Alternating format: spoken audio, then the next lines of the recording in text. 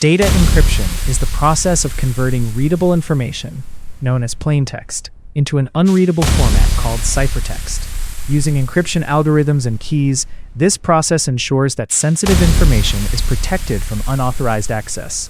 Even if someone gains access to the data, they cannot decipher it without the specific decryption key. Encryption plays a fundamental role in modern cybersecurity. Its primary goal is to achieve data confidentiality, ensuring only authorized parties can read the protected information. As digital threats evolve, encryption provides a strong layer of defense, helping individuals and organizations keep their private lives secure.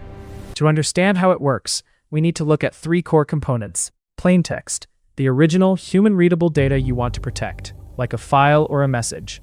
Encryption algorithm, a mathematical formula that transforms plaintext into ciphertext.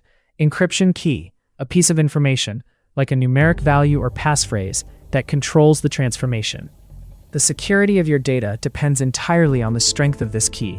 The process involves applying the algorithm to the plaintext, using the key to produce ciphertext, a scrambled version of your data. To get it back, the recipient needs the decryption key to reverse the process and turn it back into its original readable form. While they are related, cryptography and encryption are not the same. Cryptography is the science of concealing messages with secret codes. Encryption is the specific way we encrypt and decrypt data, the process itself.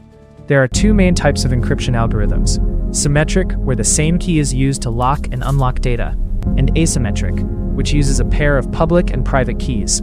Encryption is the silent guardian of the digital world. If you want to keep your data safe, understanding the power of the key is essential. Hit that like button if you learned something new, and subscribe for more cybersecurity secrets.